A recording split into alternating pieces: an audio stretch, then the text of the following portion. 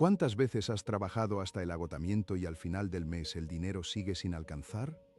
¿Cuántas noches has mirado el techo preguntándote si hay algo fundamentalmente roto en ti, en tu esfuerzo, en tu destino? ¿Cuántas mañanas te has levantado con la misma pregunta sin respuesta? La misma angustia silenciosa, la misma sensación de que el mundo prospera para otros mientras tú corres en círculos. Quédate con esa última pregunta. Déjala resonar. Porque lo que Napoleon Hill descubrió después de 20 años de investigar a los hombres más ricos que este planeta ha producido no fue un truco, no fue una fórmula vacía ni un eslogan motivacional. Fue algo mucho más profundo, mucho más antiguo, algo que los grandes acumuladores de riqueza han sabido desde tiempos inmemoriales y que la mayoría de las personas nunca aprenderá. No porque sea inaccesible, sino porque nadie se ha tomado el tiempo de decírselo con claridad, sin rodeos, sin miedo. Y eso es exactamente lo que va a ocurrir aquí, en este momento. Hay un salmo, un texto milenario que los sabios conocen y que los desesperados ignoran. Un texto que no es simplemente poesía religiosa ni literatura antigua, sino una arquitectura perfecta para reprogramar la mente, para abrir las puertas internas que bloquean el flujo de la riqueza y para alinear el espíritu humano con las leyes universales que gobiernan la prosperidad. Napoleon Hill no llamaba a esto superstición. Lo llamaba fe aplicada. Lo llamaba la ciencia del éxito espiritual. Y lo que vas a aprender hoy es la intersección exacta entre esa fe aplicada y la filosofía más poderosa que jamás se haya escrito sobre la mente humana y su capacidad para atraer riqueza. Pero antes de llegar ahí, hay que entender desde dónde parte la mayoría. Hay un hombre, bueno, mejor dicho, hay millones de hombres y mujeres que podrían ser ese hombre o esa mujer. Imaginemos a uno en particular. Se llama Marcos. Tiene 42 años. Lleva 16 trabajando en la misma empresa, llegando puntual, sin faltar casi nunca, haciendo lo que se le pide y algo más. Marcos no es vago. No es irresponsable. Marcos es exactamente el tipo de persona que el sistema educativo describió como el buen ciudadano, el trabajador honrado, el hombre de bien. Y sin embargo, Marcos tiene deudas. Marcos no puede pagar la universidad de su hijo mayor. Marcos discute con su esposa cada semana sobre el dinero. No porque se odien, sino porque la presión financiera tiene una forma cruel de convertir el amor en fricción, la paciencia en resentimiento, la esperanza en fatiga. La casa de Marcos por fuera parece una casa normal. Adentro, hay una habitación que nadie visita, una habitación interior donde Marcos guarda su vergüenza más profunda, la sensación de haber fallado a los suyos. Marcos no sabe que su problema no está en el mercado laboral, no está en la economía, no está en el gobierno, ni en la suerte, ni en las circunstancias. El problema de Marcos vive en el sótano de su mente, en esa parte oscura del edificio interior donde se acumulan las creencias heredadas, los miedos instalados desde la infancia, las voces de quienes le dijeron que el dinero no crece en los árboles, que la gente como nosotros no llega a más, que conformarse es sabiduría. Esas voces construyeron paredes, y Marcos lleva décadas viviendo dentro de esas paredes sin saber que él mismo tiene las llaves para derrumbarlas. Y si estás escuchando esto ahora mismo, quiero que te hagas una pregunta honesta. ¿En qué se parece Marcos a ti? Si algo de lo que acabas de escuchar resonó, si algo vibró en tu interior con reconocimiento, entonces lo que viene a continuación no es opcional. Es necesario. Es urgente. Porque Napoleon Hill fue muy claro en algo que la mayoría de las personas prefiere ignorar porque duele demasiado. La pobreza no es mala suerte. La pobreza es una decisión mental que se toma en silencio, día tras día, al elegir el miedo sobre la fe, la queja sobre la acción, la resignación sobre el propósito. Y si esa decisión no se revierte, las consecuencias no son abstractas, son concretas, son tu familia, es tu legado.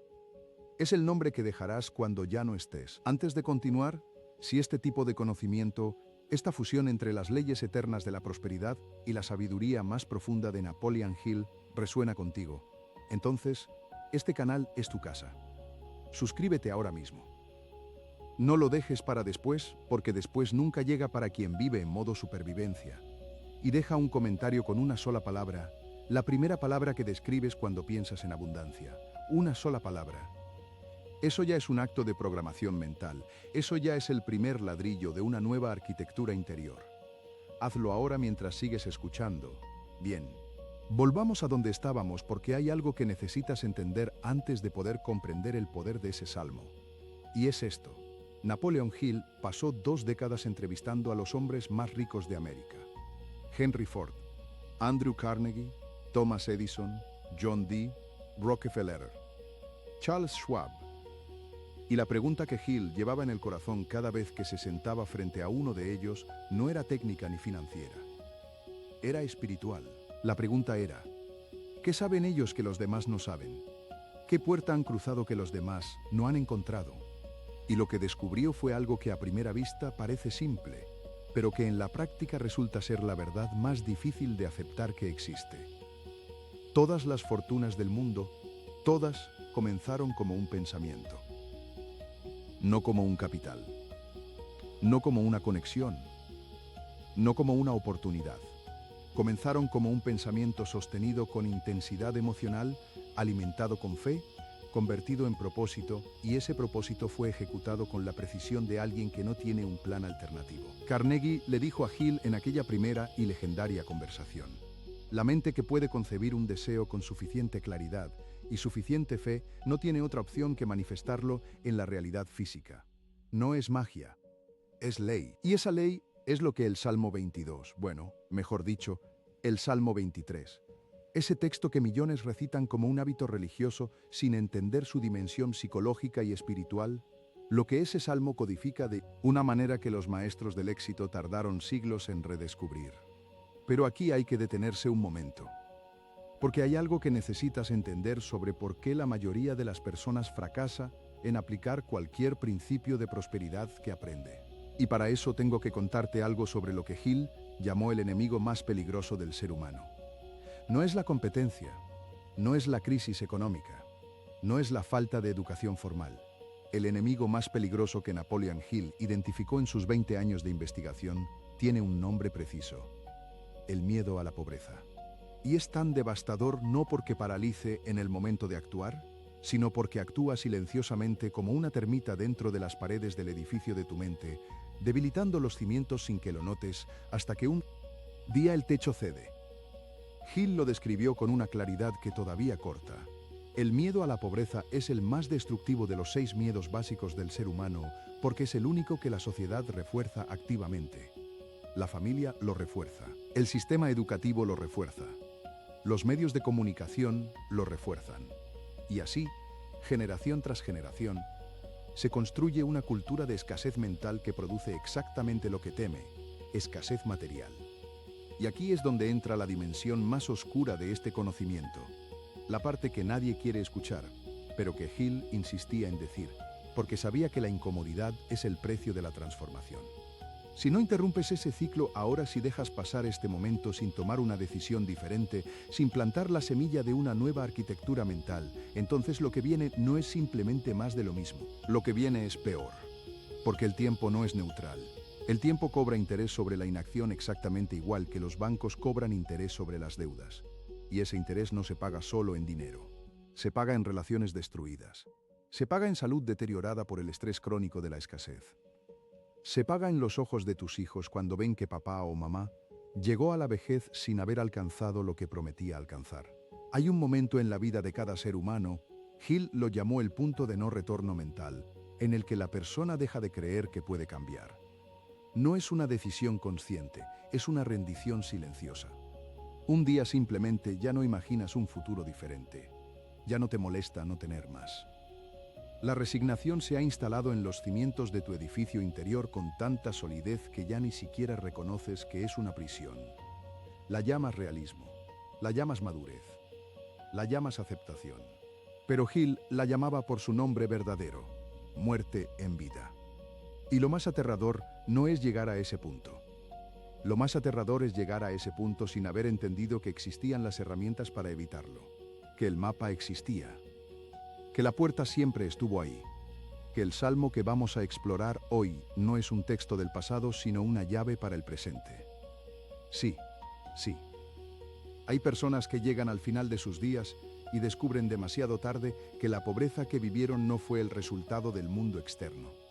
Fue el resultado de las conversaciones que tuvieron consigo mismas en silencio, de las imágenes que alimentaron en su mente durante décadas, de las palabras que repitieron como verdades sin cuestionarlas jamás. Napoleon Hill lo vio en carne propia. Creció en la pobreza más absoluta en las montañas de Virginia. Su madre murió cuando era un niño. Su padre se volvió a casar con una mujer que, lejos de aplastar sus sueños, le dijo algo que cambió el curso de su vida. Su madrastra le dijo: «Napoleon, tienes la mente más brillante de estas montañas. No la desperdicies». Y Hill, que tenía 11 años en ese momento, guardó esas palabras en la habitación más sagrada de su mente interior. Las regó con fe, las nutrió con acción. Y esas palabras, esa sugestión implantada en el momento justo, se convirtieron en la semilla de una filosofía que transformó a millones. Eso es la autosugestión. No es autoengaño, es arquitectura mental deliberada. Ahora bien, estamos a punto de llegar al núcleo de todo lo que necesitas saber.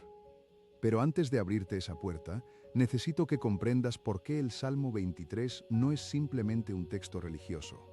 Y para eso necesito contarte sobre un hombre llamado Ernest Holmes, filósofo y maestro espiritual del siglo XX, contemporáneo de Hill, que estudió durante décadas la relación entre el lenguaje, la fe y la manifestación material. Holmes llegó a la misma conclusión que Hill desde una dirección diferente. Las palabras pronunciadas con convicción profunda no son solo sonidos. Son instrucciones enviadas al subconsciente, que a su vez opera como el contratista del universo, tomando los planos que le entregas y construyendo la realidad física que corresponde a esos planos. El Salmo 23, escrito por el rey David, es exactamente eso. Un conjunto de instrucciones para el subconsciente, pero no instrucciones ordinarias. Instrucciones cargadas de las tres fuerzas que Hill identificó como los catalizadores de toda manifestación: fe emocional, imagen mental clara y propósito definido. Y antes de que alguien diga que esto mezcla religión y ciencia de manera inapropiada, escucha esto. Hill no era un hombre de fe ciega, era un investigador. Y lo que encontró fue que los principios del Salmo 23 se alineaban con precisión matemática, con los principios psicológicos que gobiernan el comportamiento del subconsciente. No importa si eres creyente profundo o si tienes una relación más filosófica con lo espiritual. Lo que importa es entender el mecanismo. El mecanismo funciona independientemente de la etiqueta religiosa que le pongas. Entonces, ¿qué dice exactamente ese salmo y por qué tiene el poder que tiene? El salmo comienza con una afirmación de liderazgo espiritual: «El Señor es mi pastor, nada me faltará». Ahora escucha esto con los oídos de Hill, no con los oídos de la religión convencional. Esta frase es una declaración de abundancia programada en el presente. No dice nada me faltará en el futuro si me porto bien. Dice nada me faltará. Tiempo presente. Estado permanente. Eso es exactamente lo que Hill llamaba la afirmación de propósito definido. Una declaración formulada en presente, cargada de certeza emocional, que el subconsciente recibe como una orden, no como un deseo. ¿Entiendes la diferencia? Un deseo es una petición. Una declaración en presente es una orden. Y el subconsciente, ese arquitecto invisible que trabaja 24 horas al día construyendo tu realidad, no ejecuta peticiones, ejecuta órdenes. Pero espera, porque esto va mucho más profundo. La segunda línea del Salmo dice: «En lugares de delicados pastos me hará descansar, junto a aguas de reposo me pastoreará». Esto no es solo poesía. Esto es una imagen mental, una imagen de provisión, de abundancia, de paz. Y Hill fue absolutamente categórico en esto. El subconsciente no procesa conceptos abstractos, procesa imágenes. Cuando alimentas tu mente con imágenes de abundancia, de provisión, de paz financiera, el subconsciente toma esas imágenes como instrucciones de construcción y comienza a reorganizar tus pensamientos, tus palabras, tus decisiones y tus acciones de manera que esa imagen se materialice. Esto es lo que los grandes maestros de la riqueza han sabido siempre y que la ciencia moderna, o más bien la neurociencia contemporánea, ha comenzado a confirmar con evidencia empírica. La mente no distingue entre una imagen vivida y sostenida y una experiencia real. Ambas activan los mismos circuitos neuronales, ambas producen las mismas respuestas emocionales. y ambas generan las mismas inclinaciones de comportamiento. Sí, sí. Visualizar la riqueza con suficiente claridad y emociones en términos neuronales, comenzar a vivir en riqueza antes de que llegue. Ahora quiero que te quedes con lo que viene a continuación, porque aquí es donde la mayoría de las personas que han intentado aplicar principios de prosperidad comete el error más costoso de su vida. El Salmo dice también: aunque ande en valle de sombra de muerte, no temeré mal alguno. Esta línea es la que Hill consideraba la más poderosa de todas, porque aborda directamente el obstáculo número uno de toda manifestación: el miedo. No el miedo como emoción momentánea, sino el miedo como estado mental crónico. El miedo instalado como inquilino permanente en las habitaciones centrales de tu edificio mental. Hill lo dijo de esta manera en sus escritos: no hay riqueza que pueda germinar en el suelo de la mente que teme. El miedo y la fe no pueden coexistir en el mismo espacio. Cuando el miedo ocupa la habitación central de tu mente, la fe queda relegada al sótano, y desde el sótano, la fe no puede gobernar las decisiones que construyen la prosperidad. ¿Y qué hace esta línea del Salmo? La convierte en una herramienta de desalojo. Cuando la repites con convicción, cuando la habitas mentalmente, no solo como palabras, sino como estado emocional, estás literalmente ordenándole al miedo que abandone las habitaciones principales. Estás declarando que aunque el valle de sombra exista, aunque la crisis financiera sea real, aunque las deudas sean reales, aunque la presión sea real, tú no te sometes al miedo como estado mental permanente. Y esa declaración, sostenida con emoción, reconfigura la arquitectura de tu respuesta ante los desafíos. Exacto, exacto. Y eso cambia todo. Porque un hombre que actúa desde la fe toma decisiones diferentes a un hombre que actúa desde el miedo. Y las decisiones diferentes producen resultados diferentes, sin excepción. Pero aquí necesito abrirte una ventana hacia algo que Hill exploró en sus investigaciones más avanzadas, algo que llamó la inteligencia infinita, y que para Hill no era una metáfora sino una realidad funcional. Hill observó en todos los grandes triunfadores que estudió una característica común que iba más allá de la inteligencia, más allá de la educación, más allá de los recursos. Todos ellos, sin excepción, operaban desde una sensación profunda de respaldo invisible. Una certeza de que había fuerzas más grandes que ellos mismas apoyando su propósito. Edison, que fracasó más de 10.000 veces antes de inventar la bombilla, declaraba abiertamente que sus mejores ideas no venían de su mente consciente.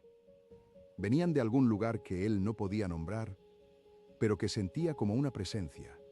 Ford, que no tenía educación formal más allá de los 12 años, construyó uno de los imperios industriales más grandes de la historia y atribuía su éxito no a su inteligencia, sino a lo que él llamaba su habilidad para conectarse con algo más grande. Eso es lo que el Salmo 23 activa cuando se usa correctamente.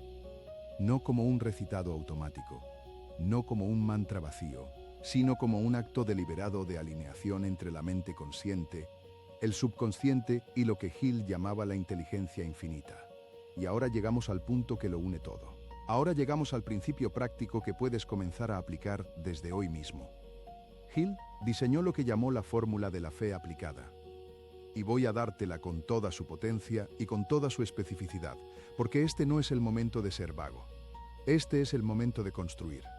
El primer pilar es el propósito definitivo. Hill era obsesivo en este punto. No puedes atraer riqueza sin saber exactamente qué tipo de riqueza quieres. ¿Cuánta quieres?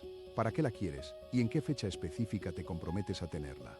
La vaguedad es el idioma de la pobreza. La precisión es el idioma de la riqueza. Cuando te sientas esta noche, quiero que escribas una declaración de propósito financiero. No en términos generales, en términos exactos. Una cantidad específica. Una fecha específica. Un propósito específico. Y quiero que esa declaración resuene en ti emocionalmente, que cuando la leas sientas algo, no solo que la pienses. La emoción es el combustible que convierte el pensamiento en realidad. El segundo pilar es la autosugestión sistemática. Hill dedicó un capítulo completo en Piense y hágase rico a este principio porque lo consideraba el puente entre el deseo consciente y la acción del subconsciente. La autosugestión no es leer afirmaciones distraídamente. Es el acto deliberado de implantar instrucciones en el subconsciente a través de la repetición cargada de emoción. Y aquí es exactamente donde el Salmo 23 se convierte en tu herramienta más poderosa. Escucha esto con atención. Cuando tomas el salmo y lo recitas en voz alta, no como un ritual vacío, sino como una declaración personal de abundancia. Cuando lo haces por la mañana al despertar, cuando la mente está en ese estado liminal entre el sueño y la vigilia, donde el subconsciente es más receptivo, y cuando lo haces por la noche antes de dormir, en ese mismo estado de receptividad máxima, estás usando exactamente el mecanismo que Hill prescribía para la autosugestión efectiva. Estás enviando instrucciones directas al subconsciente en el momento en que sus puertas están más abiertas. Pero hay una condición. Hay siempre una condición con Hill. Tienes que creer lo que estás diciendo. O más bien, tienes que actuar como si creyeras hasta que la creencia sea real. Hill lo llamó actuar como si. Y no es autoengaño. Es el principio de que la mente no distingue entre la emoción simulada con convicción y la emoción genuina. Cuando actúas como si la prosperidad ya fuera tu estado natural, cuando te mueves, hablas y decides desde ese estado, el subconsciente comienza a construir la realidad que corresponde a ese estado. El tercer pilar es lo que Hill llamó la mente maestra. Y aquí hay algo que necesitas entender con urgencia. Ningún gran triunfador lo hizo solo. Ninguno. Carnegie tenía su círculo de mente maestra. Ford tenía el suyo. Toda gran fortuna en la historia de la humanidad fue construida en sinergia con otras mentes. Y Hill explicó el mecanismo con una precisión que todavía asombra. Cuando dos o más mentes se coordinan en armonía hacia un propósito común, se crea una tercera mente que es más poderosa que la suma de las dos. Una inteligencia que no existía antes y que tiene acceso a recursos, ideas y conexiones que ninguna de las mentes individuales podría alcanzar por sí sola. ¿Tienes un grupo de mente maestra? ¿Tienes personas en tu vida que te desafían a crecer, que sostienen tu visión de prosperidad cuando tú flaqueas, que comparten el lenguaje de la abundancia y no el de la escasez? Si no los tienes, conseguirlos no es un lujo, es una necesidad estratégica. La abuela de un hombre que conozco siempre repetía: dime con quién andas y te diré qué está construyendo tu subconsciente. Quizás no lo decía exactamente así, pero la esencia era esa. El entorno mental y social es el terreno donde crecen o mueren tus sueños. El cuarto pilar es lo que Hill llamó la fe activa. Y aquí es donde el favor divino del que habla el Salmo se vuelve concreto y operativo. Hill fue categórico. La fe sin acción no es fe, es esperanza pasiva. Y la esperanza pasiva es primo hermano de la resignación. La fe activa significa tomar el primer paso hacia tu propósito definido incluso cuando no puedes ver el segundo paso. Significa actuar en la dirección de tu prosperidad antes de tener garantías, antes de tener todos los recursos, antes de que las circunstancias sean perfectas. ¿Por qué? Porque Hill observó en todos sus sujetos de estudio que el universo, o la inteligencia infinita, si prefieres ese lenguaje, no envía el mapa completo de antemano. Envía el primer paso. Y cuando lo das, aparece el segundo. Y cuando das el segundo, aparece el tercero. Pero si esperas a ver el mapa completo antes de moverte, nunca te moverás. Y sin movimiento no hay prosperidad. No hay prosperidad sin acción orientada por un propósito definido. Un mentor le dijo una vez a su aprendiz, cuando éste dudaba en lanzar su primer negocio: el camino se hace caminando, no pensando. Y el aprendiz le contestó: ¿pero y si me equivoco? Y el mentor respondió: entonces habrás aprendido lo que 25 años de teoría no pueden enseñarte. Muévete, eso es fe activa. Eso es lo que el Salmo describe cuando dice: aunque ande en valle de sombra de muerte, no temeré mal alguno. No dice aunque esté sentado esperando que el valle desaparezca. Dice aunque ande. La fe activa anda. Se mueve, actúa. El quinto pilar, y este es el que más frecuentemente se omite, es lo que Hill llamó la transmutación de la energía. Hill observó que los grandes triunfadores tenían una capacidad extraordinaria para tomar la energía de las emociones negativas, el miedo, la ira, la frustración, la desesperación, y convertirla en combustible para la acción productiva. No la suprimían, no la ignoraban, la transmutaban. Como un alquimista convierte el plomo en oro, el maestro del éxito convierte el dolor en propósito. Y aquí el Salmo vuelve a ser una herramienta perfecta. Porque cuando estás en el valle, cuando la crisis es real, cuando las deudas presionan y el miedo quiere tomar el control, el acto de pronunciar con convicción: aunque ande en valle de sombra de muerte, no temeré mal alguno, es un acto de transmutación. Estás tomando la energía del miedo y la estás convirtiendo en declaración de fe. Estás tomando el plomo de la desesperación y lo estás convirtiendo en el oro de la determinación.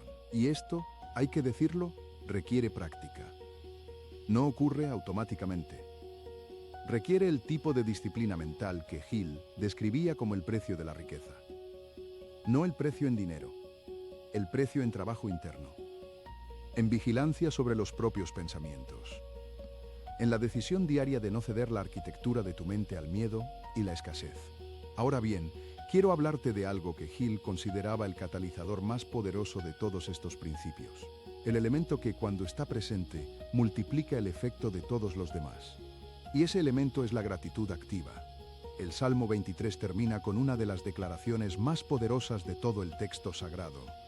Ciertamente el bien y la misericordia me seguirán todos los días de mi vida.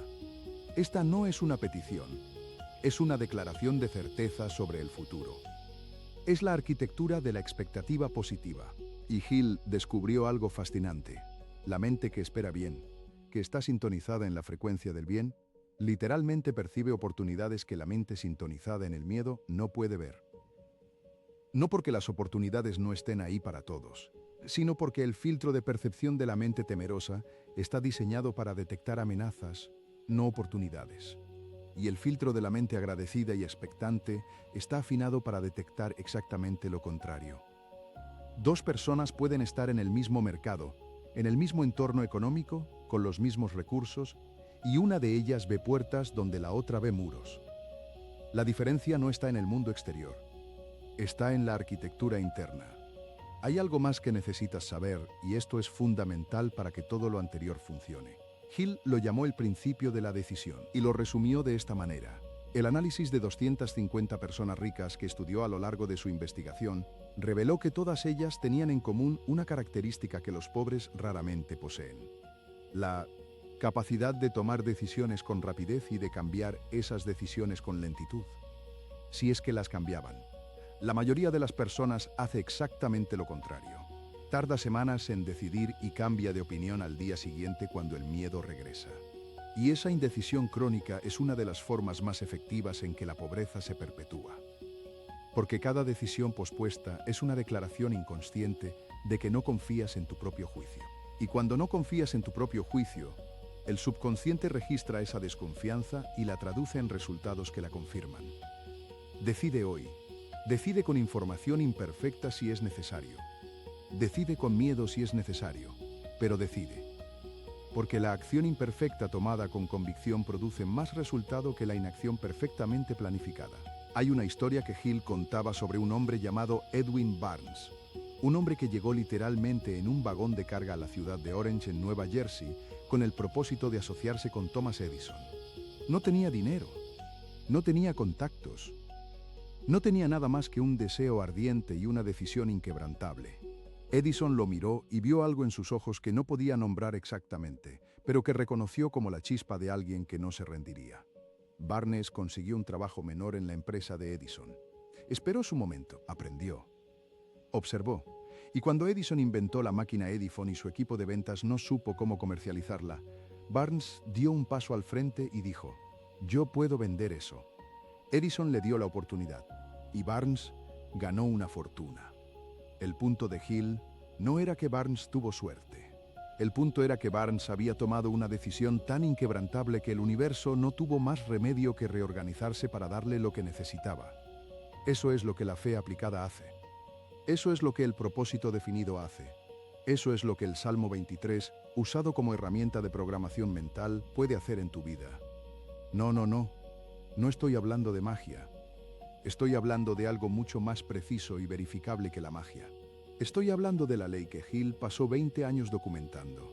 Cuando la mente humana se alinea con un propósito definido, cargado de fe, sostenido por la emoción y ejecutado con acción consistente, las fuerzas del universo, o más bien, la inteligencia infinita que permea todo lo que existe, comienza a mover recursos, personas y circunstancias en la dirección de ese propósito. ¿Es esto garantía de riqueza instantánea? No. Hill nunca prometió eso. Prometió algo más valioso. Prometió que quien aplique estos principios con consistencia no puede fracasar permanentemente. Puede fallar.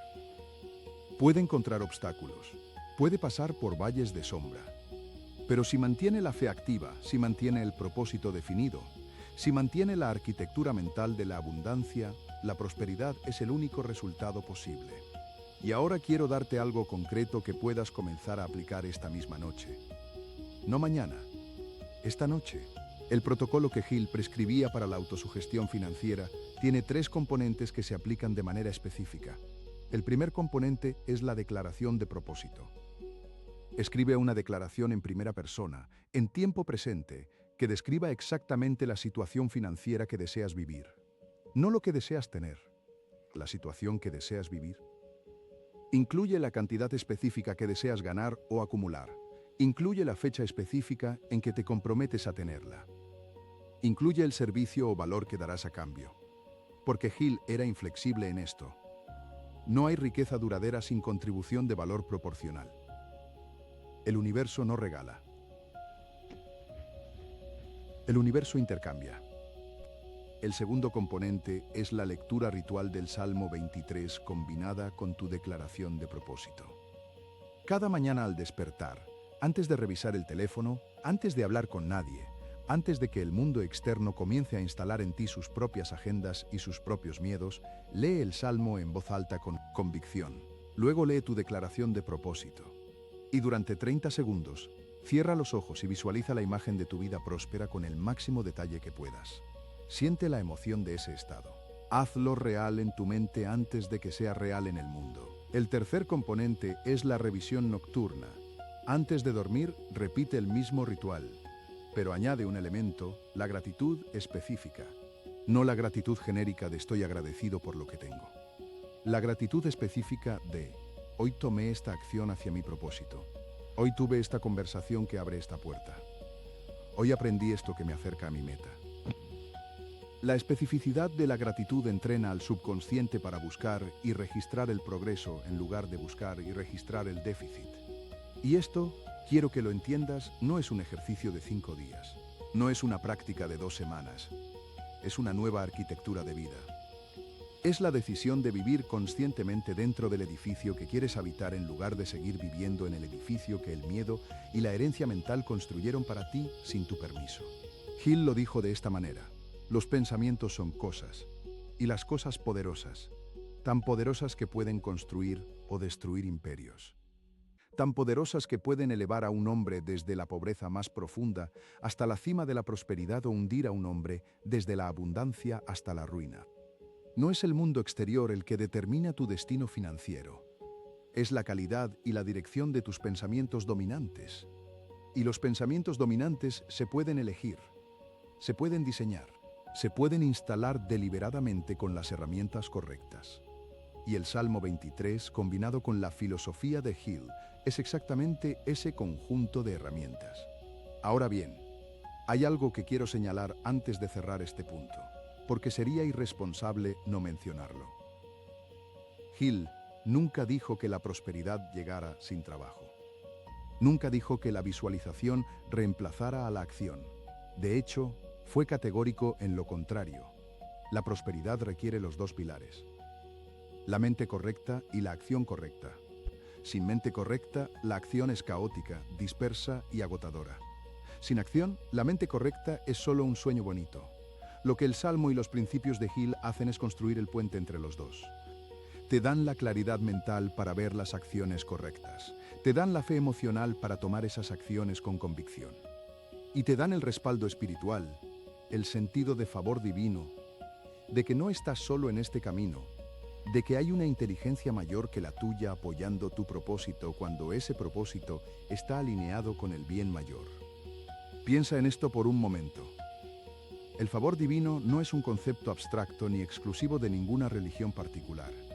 Es la experiencia universal que todos los grandes triunfadores describen de diferentes maneras. Edison lo llamaba inspiración. Carnegie lo llamaba suerte organizada. Ford lo llamaba intuición industriosa. Hill lo llamaba inteligencia infinita. El rey David lo llamaba el Señor. Los nombres son diferentes. El fenómeno es el mismo. Cuando un ser humano opera desde su propósito más alto, con fe genuina y acción consistente, algo más grande que él mismo parece colaborar en la realización de ese propósito. Y esa colaboración no es gratuita. Tiene un precio. El precio es la coherencia.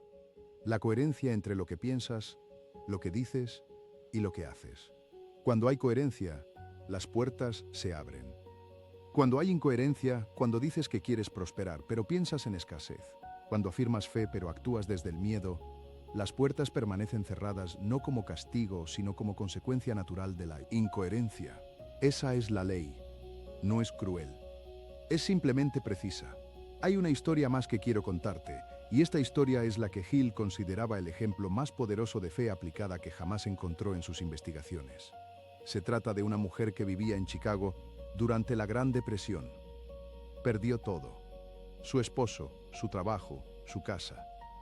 Se encontró en la calle con 2 hijos pequeños y sin un centavo.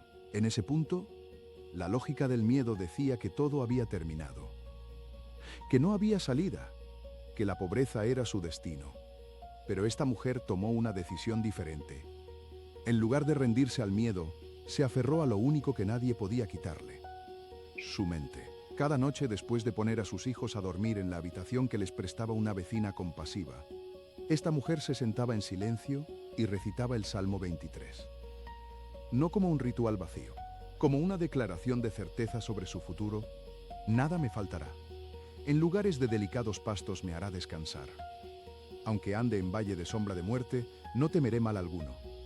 Y mientras recitaba, visualizaba su nueva vida con detalles específicos: la casa, el trabajo, la educación de sus hijos, la estabilidad, la paz. Lo hacía con tanta emoción, con tanta convicción, que quienes la conocían decían que parecía que ya vivía en esa realidad, aunque físicamente estuviera en la miseria.